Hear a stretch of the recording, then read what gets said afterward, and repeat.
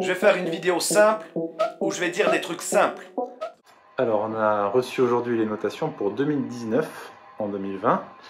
Donc, ce sera la dernière note qu'on recevra. Donc, c'est hyper important de faire une révision de cette note-là parce que cette note, non seulement elle va compter pour la prime, pour les avancements qui ont lieu pour cette année 2019 et pour la prime notamment de service, on en reparlera.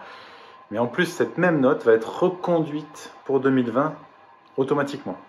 Nous, ce qu'on propose, c'est de demander, comme c'est la dernière note, c'est deux choix. C'est demander ou directement ceux qui sont plutôt en fin de carrière, etc., demander 25 directement, puisque cette note sera reconduite pour l'année prochaine. Et l'année prochaine va compter du coup notre manière de servir, comme ils disent, pendant la crise sanitaire. Et or, c'est maintenant que ça doit être reconnu.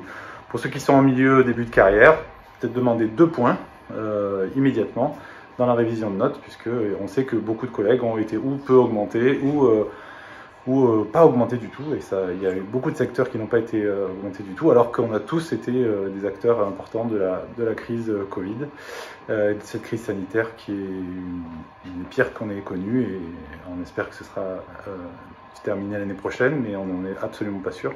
La note donc compte dans le calcul de la prime de service, et compte dans le multicritère tous les critères qui sont pris en compte pour passer en classe supérieure par exemple, ou en d'autres catégories, d'autres grades, d'autres grilles dans vos professions. Donc pour votre avancement c'est important, pour votre prime c'est important, c'est de l'argent directement, et cette prime de service en plus, le gouvernement veut la remettre en cause et mettre à la place une prime au mérite, une prime liée aux objectifs, à l'entretien individuel, etc.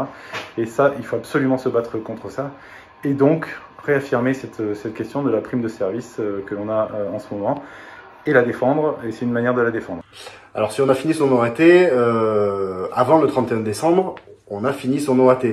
On n'est pas obligé d'ouvrir un compte d'épargne-temps pour mettre les congés qu'on n'a pas pu poser. Voilà, c'est l'OAT, c'est l'obligation annuelle de travail. Si elle est faite au 15 décembre, elle est faite au 15 décembre. L'employeur n'a pas l'autorité de nous obliger à faire des heures sup ou nous obliger à ouvrir un compte d'épargne-temps.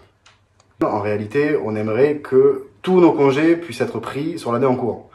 Et que l'hôpital arrête de soit nous demander des heures sup, soit fasse des reliquats pour le début d'année. Il faut des embauches massives pour qu'on puisse prendre nos congés pendant l'année en cours. Si tout le monde respecte réellement son OAT et la dépasse pas, ça devrait obliger l'employeur à embaucher massivement, puisque finalement on compense en fin d'année l'absentéisme qui est totalement institutionnalisé et où tous les services pratiquent l'auto-remplacement, c'est-à-dire on fait des heures sup, on remplace nos collègues, on décale nos congés, on pose des reliquats en janvier 2021. Bon, nous on dit que une des revendications principales des personnels qui sont en mouvement depuis très longtemps, c'est les augmentations d'effectifs. Alors si jamais vous n'avez pas fait votre OAT au 31 décembre, vous ne devez pas des heures à l'hôpital. On n'a pas de dette vis-à-vis de notre employeur.